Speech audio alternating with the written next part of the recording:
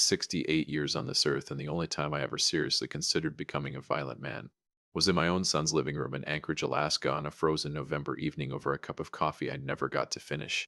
My name is Ron Smith, retired carpenter, widower, third generation Alaskan, born and raised in the Spenard neighborhood of Anchorage, back when Spenard was still the kind of place your mother told you not to walk through after dark. I've got hands like catcher mitts. A bad left me from a roofing job in '94. And according to my late wife Gloria, a face that looks permanently disappointed even when you're happy. She wasn't wrong. It's just how the face landed. I built things for 40 years, decks, cabinets, staircases, whole houses from the foundation up. I understand load-bearing walls. I understand which joints hold and which ones fail. I understand that you cannot rush good work, that patience is not weakness, and that the most important part of any structure is the part nobody ever sees. I did not understand until that November night that a man could look at his own newborn granddaughter and use the word damaged, but Henry did. And that was the night I walked out of his house, drove back to my place on Raspberry Road, sat in my workshop until 3 a.m., building a small wooden rocking horse I had nobody to give to, and decided quietly without drama the way I decided to give to, and decided quietly without drama the way I decide most things that I was going to find that little girl if it took the rest of my life. It took 9 years. Worth every single one. Welcome back to Dad's True Revenge. Grab your snacks, get comfortable, and remember, the people in these stories had every chance to behave themselves. They just chose wrong. Drop a comment and be sure to subscribe. You're going to love it. Here, let me introduce you to everyone that is a core part of this story. Henry Smith, my son, 41 years old at the time of this story's end, regional manager for a commercial real estate firm downtown on Fifth Avenue. Handsome in that sharp, impatient way that makes people think he's competent before he opens his mouth. He got his ambition from me and his coldness from somewhere I still haven't identified. His mother always said he came out of the womb already calculating. She said it fondly. I stopped saying it fondly somewhere around November of that year. Jennifer Smith, Henry's wife. Thin, careful. The kind of woman who apologizes before she asks you to pass the salt. She went along with the adoption the way she went along with most things. Henry decided silently with her hands folded and her jaw tight. I blamed her equally for 9 years. Then I found out something that made the whole equation more complicated. More on that later. Cynthia, my granddaughter, born on a Thursday morning at Providence, Alaska Medical Center on Debar Road, 3 weeks early with her grandmother's eyes and her great-grandmother's stubborn chin and a profound bilateral hearing loss that the doctors identified within 48 hours. She weighed 6 lb2 OZs. I held her for exactly 1 hour before the world went sideways. She smelled like something brand new. She wrapped her whole fist around my index finger and held on. Henry called her damaged. I called her the best thing I'd ever touched. Benjamin, 14 years old when I met him. Deaf since birth, sharp as a freshly honed chisel, funnier than anyone his age had a right to be, and carrying a particular kind of anger that comes from growing up in a world that consistently underestimates you. He had no father in the picture. He started hanging around my volunteer sessions at the workshop like a stray cat that pretends it doesn't need you while clearly needing you. He changed everything without ever meaning to. Gloria Smith, my wife, gone 6 years into the search. Breast cancer. Quick and merciless the way Alaska winters are quick and merciless. She made me promise 3 days before the end that I wouldn't stop looking. I told her I'd never considered stopping. She smiled and said, I know, I just wanted to hear you say it. I've been talking to her ever since, mostly in the workshop where the sawdust is so thick it feels like a presence. This is the phone call that started it all. Henry called me that afternoon and asked me to come over. He and Jennifer lived up in the hillside neighborhood on the east side of Anchorage where the lots are bigger and the driveways have 2 cars and people put decorative stone bears on their front porches. The kind of neighborhood that makes you feel like everything is orderly and correct and fine. Nothing about that night was fine. Jennifer opened the door looking like she'd been crying for hours and was pretending she hadn't. I noticed. I always notice things like that. I just didn't know yet what the crying was about. Henry was in the living room standing. People stand when they're about to deliver news they've already decided you don't get a vote on. Dad, he said, we need to tell you something about the baby. The baby was 3 days old, still in the hospital. I'd been there every day, pressing my face to the nursery glass like an idiot in love, which I was. What about her? Henry looked at Jennifer. Jennifer looked at the floor. Henry looked back at me. She's deaf, Dad. Profoundly deaf, both ears. The doctors confirmed it this morning, and we've made a decision. We're giving her up for adoption. It's already in motion. There's nothing. I didn't hear the rest of the sentence. Not because I'm deaf, because something happened in my chest that was so loud it crowded everything else out. A kind of internal roaring, like standing next to a glacier calving into the ocean. What did you just say to me, Dad? Listen. What did you just say? He straightened up. Did that thing he's done since he was 16 where he squares his shoulders and his face goes flat and he becomes very, very calm in the way that means he's made up his mind and your feelings are not part of the calculation. We can't raise a damaged child, Dad. We're not equipped. We don't know sign language. We don't have the resources or the... It's not a judgment. It's a practical. She is 6'5" and 2'0", and she has your grandmother's eyes, and you are standing in your living room calling her damaged. Dad. She wrapped her hand around my finger, Henry. Silence. Jennifer made a sound that wasn't quite a word. Henry's jaw tightened. The adoption is already arranged, he said. Closed adoption private. It's done. There's nothing you can do. I looked at my son for a long moment. Really looked at him. Tried to find the boy I taught to use a hand plane in that face somewhere. Couldn't find him. I set my coffee cup down on his nice hillside end table very carefully so I wouldn't throw it through his nice hillside window. Put on my coat, walked to the door. Dad, don't be dramatic. I closed the door behind me, not a slam, just a close. Clean and final, like a good joint. Drove home to Raspberry Road through the Anchorage dark, the November cold already turning the road slick, the mountains invisible behind the clouds. Went to the workshop, built a rocking horse, talked to Gloria, who had been dead for 0 years at this point, and was therefore able to talk back, and who said very quietly from the doorway, "Find her. Run." "I will," I said. I didn't know yet how long it would take. I didn't know yet what it would cost. I didn't know yet that the answer had been sitting 22 miles away in a kitchen drawer in an envelope with my name on it for 9 years. But I'm getting ahead of myself. From year 1 through 3 after my granddaughter's birth, I got educated. The Anchorage Community and Technical College on Providence Drive offers a continuing education ASL course on Monday and Wednesday evenings. 32 cents a credit hour. The class is held in a fluorescent lit room that smells like dry erase markers and industrial carpet. And the first night I walked in, I was surrounded by 19-year-olds who were taking it because they thought it would be interesting. I was taking it because somewhere out there a little girl couldn't hear and nobody in her biological family had bothered to learn how to talk to her. And I had decided that I was going to be the exception to that. The instructor, a deaf woman named Patricia, who communicated through an interpreter for the first 3 sessions until she decided we were ready for immersion, looked at me that first night with an expression I recognized. It's the expression people give old dogs they're not sure can learn new tricks. I learned every trick. I am a carpenter. I understand that your hands are your tools, that precision matters, that muscle memory is built through repetition, and there are no shortcuts. I practiced signs in my workshop while I worked. I practiced at the grocery store on Northern Lights Boulevard, moving my fingers against my thigh while I waited in line. I practiced in the truck on the way to job sites I was consulting on. I drove Patricia crazy with questions. She eventually stopped looking at me like an old dog and started looking at me like something that surprised her. By year 2, I was conversational. By year 3, I was dreaming in ASL. Gloria thought this was hilarious. "You couldn't learn Spanish for 20 years of me asking," she said once, laughing over her morning coffee. "Healthy and alive and magnificent in year 2. 1 granddaughter, and suddenly you're a linguist." Reached across the table and put her hand over mine. "No," she said. I suppose it didn't. I didn't know yet that I only had 4 more years of mornings like that one. The private investigators were a collective waste of $4,000 and my patience. The first one, a guy named Garrett, who operated out of a strip mall office on Benson Boulevard between a nail salon and a tax preparer, took $1,800 in 3 months and came back with a manila folder containing information I could have found myself on Google.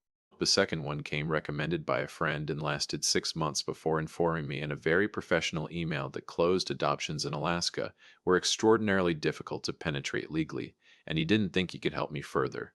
I thanked him, filed everything he'd given me, kept going. I attended every deaf community event in South Central Alaska. The annual Deaf Awareness Festival at the Dina Civic and Convention Center downtown, school showcases at the Alaska School for the Deaf up on Braga Street, fundraisers, potlucks, theater performances, church services. I became a familiar face in spaces where I was obviously an outsider. Hearing 60 something former carpenter showing up with his halting but genuine ASL in his big carpenter's hands and his permanently disappointed face, people were kind. Nobody had seen a little girl who looked like Gloria. Gloria died in year 6 February.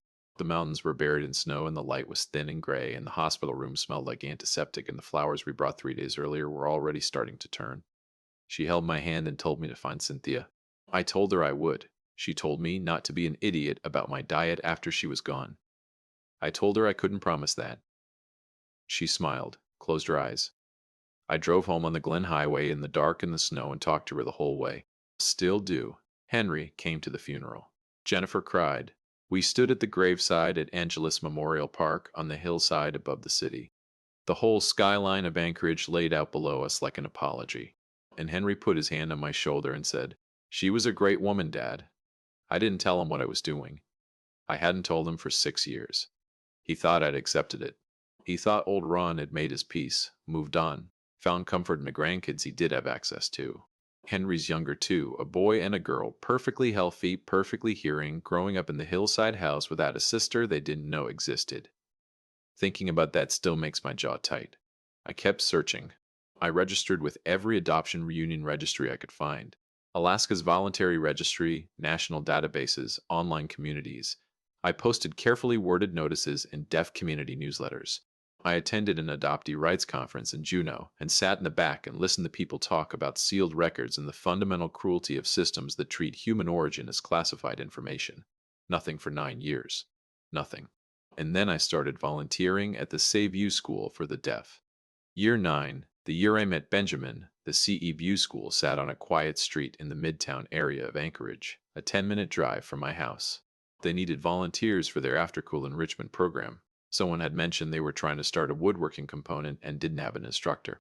I showed up on a Monday afternoon in March with my own set of hand tools and absolutely zero expectation that this would lead anywhere except somewhere useful to be. Benjamin was sitting in the back of the workshop space, feet up on a workbench that wasn't his, eating chips from a bag with the aggressive casualness of a teenager who wants you to know he's not interested.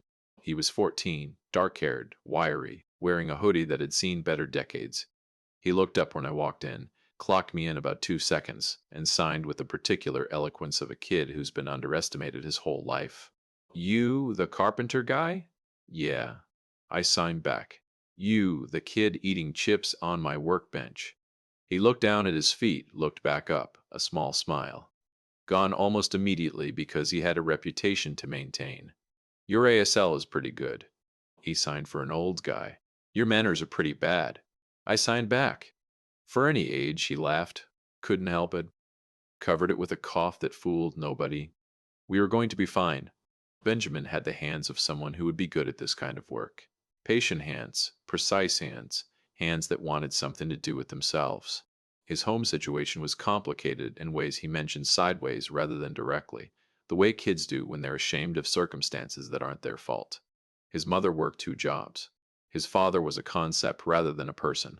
He took the city bus to CE View every day from apartment complex over in Mountain View.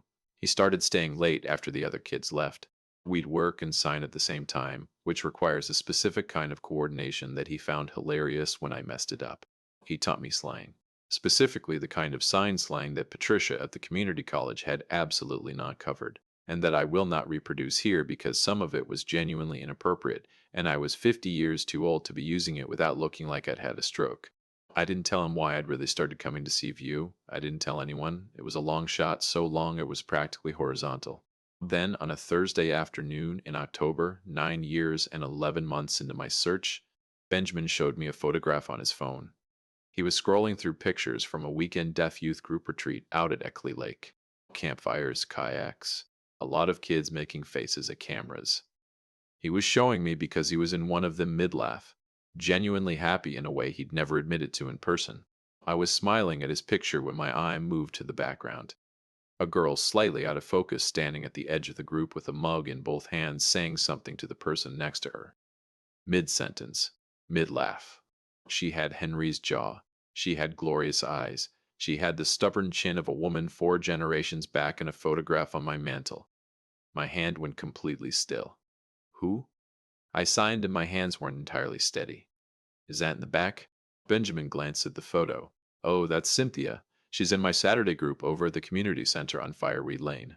Why? I looked at the photo for another 3 seconds. No reason, I signed. Good picture.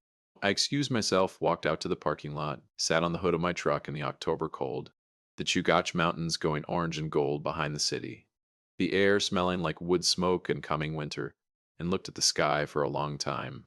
Gloria, I said out loud to nobody, to everything, you are not going to believe this. I didn't cry. I'm not a crier. My eyes did something that was technically not crying. Let's move on. October into November of year 9. I didn't rush. Everything in my life I'd ever rushed, I'd regretted. Dovetail joints.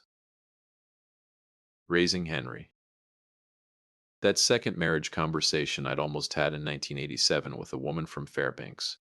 Patience is the whole game. I asked Benjamin casually over the next week to tell me more about his Saturday group, who ran it, where exactly they met, what they did. Benjamin, who was not stupid, gave me a look that said he suspected something but didn't know what, and answered my questions because he trusted me.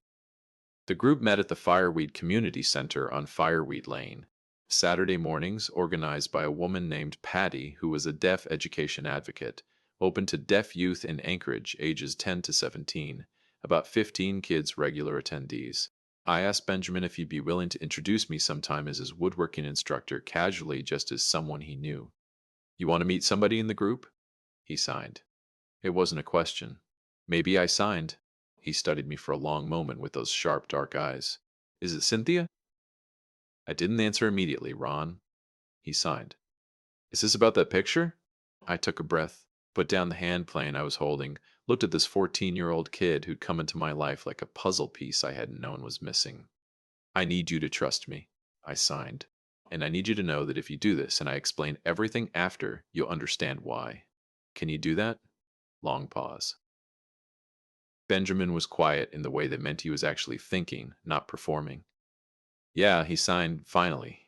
Okay. He introduced us on a Saturday morning in late October. The community center smelled like old coffee and floor wax. The windows looked out onto Fireweed Lane where the birch trees had gone bare, and the first real snow of the season was trying to make up its mind. I saw her across the room before Benjamin got to me. She was taller than I'd imagined, 13 years old and already carrying herself like she owned whatever room she was in. That specific confidence that comes not from arrogance, but from having decided at some point that the world's opinion of your limitations was not her problem. She was sighing rapidly to another girl, laughing, her hands moving with the practiced fluency of someone for whom this was a first language and not a courtesy. I thought, there you are, just like that. No fanfare, no roaring in my chest this time. Just a profound settling quiet like a foundation finding bedrock. Cynthia, Benjamin signed, tapping her shoulder. This is Ron. He's the carpenter I told you about. He's the one who taught me to make the bowl. She turned, looked at me with glorious eyes, extended her hand, not for a wave, for an actual handshake, like a person who means business. Benjamin says, you're the one who taught him to make the little wooden bowl. She signed after I'd shaken her hand. That was really good work. I laughed out loud, startled myself with it. Thank you, I signed. He did most of it himself. She raised an eyebrow, my eyebrow, the skeptical one, and glanced at Benjamin, who shrugged in a way that confirmed she already knew he took minimal credit for things. Your signing is good, she said. How long? 9 years, I signed. Something flickered in her expression. A small recalibration. 9 years is a long time to learn a language when nobody in your immediate life requires it. Why you start? She signed. I'll tell you sometime. I didn't know yet. I could not possibly have known yet that she already knew the answer. We met 4 more times over the next 3 weeks, always at the community center, always with Benjamin nearby, always easy and unforced. She told me about her school, Service High School, over on Dowling Road, about her friends, about the deaf theater group she performed with at a small venue on Fireweed that I'd somehow never attended despite my years of showing up everywhere. She wanted to be an architect. She designed her bedroom 3 times in her head, and could describe every structural decision in precise detail. Load-bearing walls. I signed when she described how she redesigned the layout to open the space. Her eyes lit up. Yes, exactly. You can't just take out a wall without understanding what it's holding up. I finished. She pointed at me like I'd said something correct on a quiz. I thought, Gloria, you would have loved her so much. On our fifth meeting, I asked her adoptive family, the Petersons, a good, warm Anchorage family who lived over in the Abbott Luke neighborhood, if I could speak with them before I spoke with Cynthia. They were cautious but open. We met for coffee at a place on Tudor Road on a Thursday morning while Cynthia was at school. I told them everything, all of it. 9 years, the ASL classes, the investigators, the deaf community events, Benjamin and the photograph at Clutner Lake. I put it all on the table. Her adoptive mother, Karen Peterson, listened to everything without interrupting, which is rarer than you'd think. When I finished, she was quiet for a moment. Then she said, Mr. Smith, can I show you something? She opened her purse, took out an envelope, set it on the table between us. It was yellowed at the edges, addressed in handwriting I recognized to me.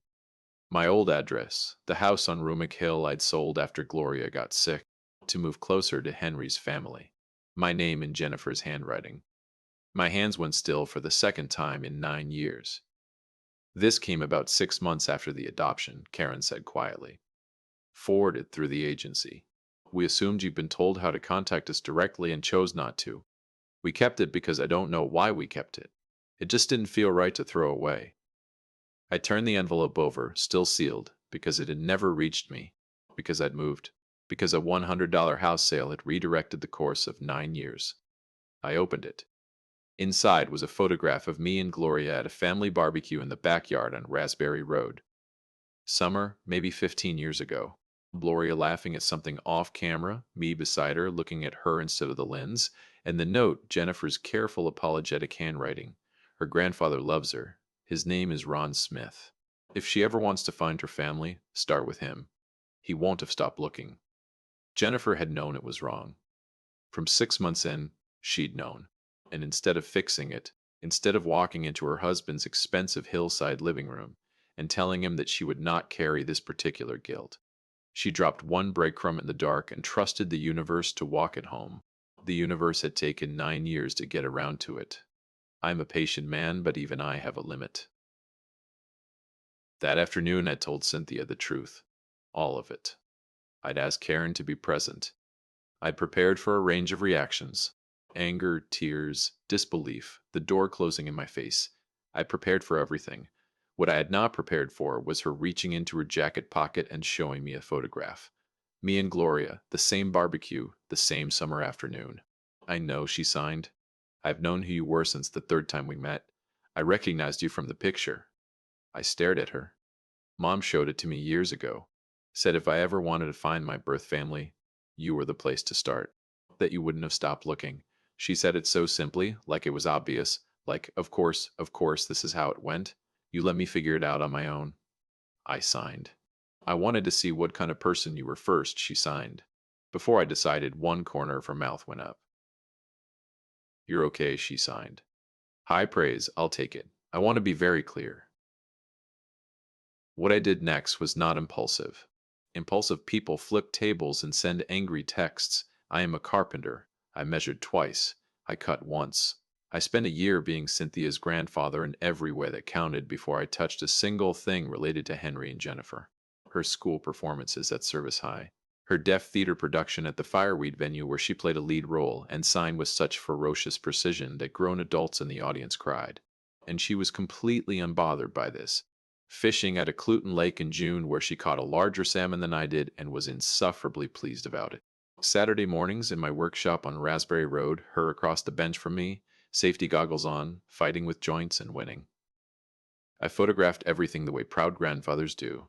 Naturally, no agenda, just a man collecting evidence of being lucky. I also quietly called my attorney, a good man named David, who worked out of an office on L Street downtown. The kind of attorney who wears sensible shoes and doesn't overcharge you and tells you the truth, even when it's inconvenient. We had a long conversation. I made some changes. My house on Raspberry Road, The savings, the workshop, and every tool in it, the investments Gloria and I had made carefully over 40 years of two-income carpentry and teaching. All of it in the revised document went to Cynthia and to Benjamin, split equally with provisions for education and the purchase of professional tools, because I knew what good tools meant to a young person who worked with their hands. Henry's name was removed without ceremony, annotation, or apology. David looked at me over his reading glasses when it was done. "You sure about this?" I said. He nodded. "Sign the documents." "Done." Then I called Henry and invited him and Jennifer to dinner. "Special occasion," I said. "Just the three of them, no kids." His voice on the phone was pleased in that particular way. That meant he'd already started mentally calculating. Henry always thought every gathering was an opportunity. This one was, just not the opportunity he was imagining. I cooked properly. Gloria's good dishes out of the cabinet. Candles on the table like adults lived here. The house on Raspberry Road cleaned and warm against the December cold. The workshop light glowing through the back window. The mountains invisible in the dark beyond the city. Henry arrived looking like a man who expected good news. Jennifer arrived looking like a woman who expected something else entirely. She'd been looking like that for 9 years. I realized the look of someone waiting for a bill to come due. We ate. Henry talked about a commercial development deal he was working on near Ship Creek. Jennifer asked polite questions about my knee. The fire crackled. The good dishes gleamed. Everything civilized. Everything surface. Dessert cleared. I said, "I want to show you both something." I opened the laptop on the table, pressed play. 93 seconds of video. Cynthia's theater performance from October. The camera finding her on that small fireweed stage. Signing a monologue with the kind of ferocious, specific grace that makes audiences forget to breathe. Her face at the end lit up, triumphant, completely and entirely alive. The room the way a room gets when something real enters it. Henry's face. I watched it happen. The color going, the jaw loosening, the eyes doing the math, her jaw, his mother's eyes, the stubborn chin from a photograph on my mantel, and arriving at an answer he wasn't ready for. Jennifer's hand went to her mouth. She made a sound that wasn't a word. I closed the laptop, refilled my coffee from the pot, sat back in my chair, let the silence do its work. Henry found his voice first. It came out wrong. Small. "Is that her name is Cynthia?" I said. "She's 14 on a roll at Service High. She wants to be an architect. She understands load-bearing walls. She signs 3 languages, ASL, English, and she's been teaching herself French because she wanted to. She caught a bigger salmon than me at Eclida in June, and she won't let me forget it." I paused. "I've known her for a year." The silence after that was a different quality, denser, like something physical in the room. Then Henry exploded. Of course he did. It came out in a rush, behind his back. Closed adoption. No right. Legally actionable. How dare. All the vocabulary of a man who'd learned to dress his worst instincts in procedural clothing. I let him go.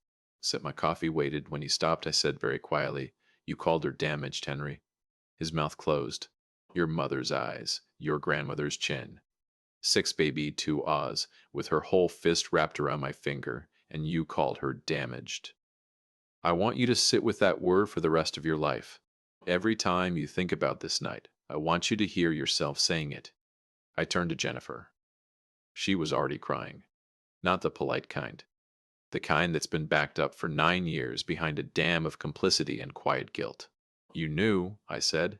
6 months in, you knew. You sent Karen Peterson a photograph of me and Gloria and a note telling Cynthia to find me if she ever wanted her family. You did one decent thing, and then you went back to your life and left the rest to chance. 9 years, Jennifer. 9 years of chance. She didn't deny it. She couldn't. I know. I said you were sorry. You've always been sorry. I just needed you to know that sorry in this case had a 9-year interest rate." Henry turned on her. Then I watched him process that his wife had known something he didn't, had done something without his knowledge, had carried a secret that complicated his carefully arranged narrative of righteous practicality. That conversation, the one between them on the drive home that night, was not mine to witness. But I thought about it. I thought about it with some satisfaction, I'll admit. I stood up, began clearing dishes. "2 things," I said back to them. stacking plates with the methodical calm of a man who's been planning this for months. 1. Cynthia knows who she is and where she comes from. She has chosen not to meet either of you. That is her choice, and it belongs entirely to her. You will not contact her, approach her, or attempt to insert yourselves into her life without her explicit invitation. If you do, her adoptive family has a very good attorney. And so, as it happens, do I. I turned around. 2. I've revised my will. David Hensley on L Street has the documents if you'd like to review them. There's nothing in there that'll surprise you after tonight. Henry's face went through several colors. You're cutting me out, he said. I'm redirecting, I said. Cynthia needs an education fund. Benjamin needs tools. Who the hell is Benjamin? A 14-year-old kid who did more for this family than you have in 9 years. I said without meaning to, without knowing. Just by being a decent kid who showed an old man a photograph. I hung up the dish towel. Neat square. You can see yourselves out. The roads are icy. Drive careful. I walked into the workshop, closed the door behind me, stood in the sawdust smell and the warm yellow light, and listened to the murmur of voices through the wall. Then footsteps, then the front door, then Henry's car in the driveway, then nothing. Then the mountains out there in the dark, and the stars coming through the workshop skylight, and the smell of good wood and varnish and 40 years of work. Gloria, I said, nothing. Everything. I picked up a piece of walnut I'd been holding on to for 6 months. Beautiful piece, tight grain, rich color, the kind of wood that rewards patience. Cynthia had mentioned once sideways, the way she mentions things she actually cares about, that she'd always wanted a proper drafting table, the kind with a solid surface and adjustable height and drawers on the side for plans and instruments. I found my pencil, started sketching measurements on a scrap piece of pine. I had work to do.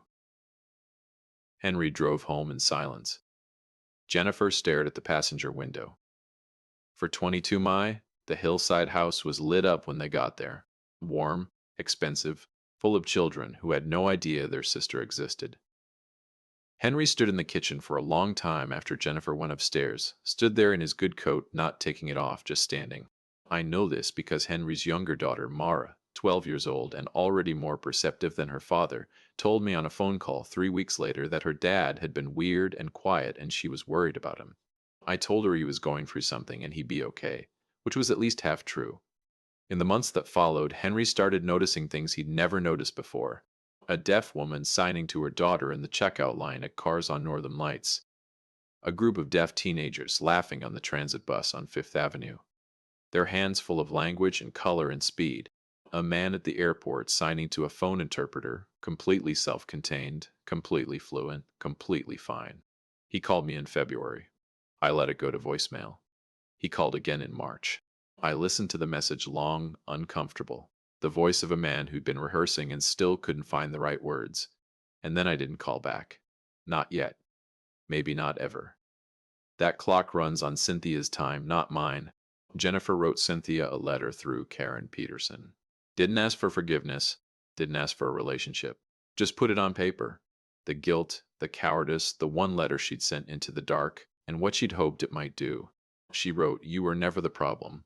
I want you to know that if nothing else." Showed it to me in the workshop on a Saturday morning. Safety goggles pushed up on her forehead, wood shavings in her hair. She read it twice, handed it back. I already knew, she signed. I've known since I was old enough to understand the whole thing. None of it was my fault, and I was never damaged. She said it the way someone states a fact about load-bearing walls. Simple, settled, beyond argument. No, I signed. You weren't. She nodded, put her goggles back down, went back to the joint she was working on. She sent Jennifer 2 sentences back through Karen. I know it wasn't my fault. I knew that before your letter. She didn't write again. She didn't need to. Some doors you leave closed, not from anger, but from simple sufficiency. Because you have enough. Because you've built something solid, from better materials. Because the person on the other side of the door made their choice a long time ago and you've long since built your house without them. Benjamin turned 15 in April. I gave him his own set of chisels, good ones, Swiss-made, the kind that hold an edge. He held the case for a long time without opening it. "These are too good for me," he signed. "They're exactly right for you," I signed back. "Don't abuse them." He looked up, did the thing he does where the cool evaporates for just a second. Ron, he signed. Yeah, thanks for staying late all those Mondays. You stayed too. I signed. He shrugged, opened the chisel case, and got to work. May in Anchorage is the city's best kept secret. The birch trees come back all at once like they've been waiting to make an entrance. The Chukach goes green above the snow line, and the light lasts until almost midnight in that long golden way that makes you understand why people stay here despite the winters and the dark and the cold that gets into your bones in November and doesn't fully leave until now. Saturday morning, my workshop on Raspberry Road. The drafting table is finished. Walnut solid as a foundation. Adjustable height. 3 drawers with hand-cut dovetail joints on each. 1. It's the best piece I've made in 20 years, possibly ever. Cynthia stands across the workbench from me, safety goggles on, working on a small cabinet she's been designing for 3 weeks. Her own design? Clean lines, smart joinery, nothing wasted. She makes a decision about a corner joint, executes it, holds it up. Perfect fit. The 2 pieces come together without a gap. She looks at me over her goggles. Perfect, she signs. I take it from her. Turn it in my hands. The joint is tight and true and exactly right. The grain matches. She's thought about this. I hand it back. Nod once. The way you nod when something is actually genuinely not just fine but good. You get that from me. I sign. She rolls her eyes with the affectionate exasperation of someone who's heard this before. Goes back to work. In the corner of the workshop, barely visible under a drop cloth, is the wooden rocking horse I built the night I drove home from Providence, Alaska Medical Center 14 years ago, with nothing but a set of carpenter's hands and a decision. Dusty, patient, still waiting. Cynthia spotted it 3 weeks ago and asked about it. I told her the story. The November night, the coffee cup I sat down carefully so I wouldn't throw it. The 3 a.m. building session. The varnish at dawn. She was quiet for a moment. You made it that night. Who'd you make it for? I looked at her. She looked at me. Oh, she signed. She looked at the rocking horse for a long time. Then she signed. I want to refinish it. Give it to my little cousin. I told her that was a fine idea. Gloria would have said the same. Henry never got another dinner invitation. He kept expecting one. Kept leaving voicemails in that careful, rehearsed voice. I listened to all of them. They got shorter as the year went on. The last one in October was just, Dad, I don't know what to say. I'm sorry. 14 seconds, 9 years too late. But there it was. I haven't called back. Cynthia hasn't invited contact. Maybe someday she will. Maybe someday she won't. That math is hers and I won't rush it. What I know is this. On a Saturday morning in May in Anchorage, Alaska, with the birch trees out and the Chugach green and the light coming gold through the workshop skylight, my granddaughter is across the workbench from me making something beautiful with her hands. She's 14 years old on a roll, 3 languages, future architect. She understands load-bearing walls, and she has glorious eyes, and she can outfish me at a clued. And she signs, you get that from me back at me sometimes now when I do something right just to watch me react.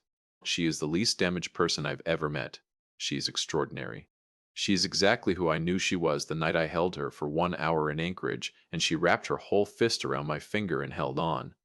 Some things are worth 9 years. Some things are worth more. Ron Smith lives on Raspberry Road in Anchorage, Alaska. His workshop light is on most mornings by 6. He is not hard to find. If you like this story, join our community by hitting that like button and subscribing for more real, raw, and family-centered stories. And as always, thank you for being part of this sphere.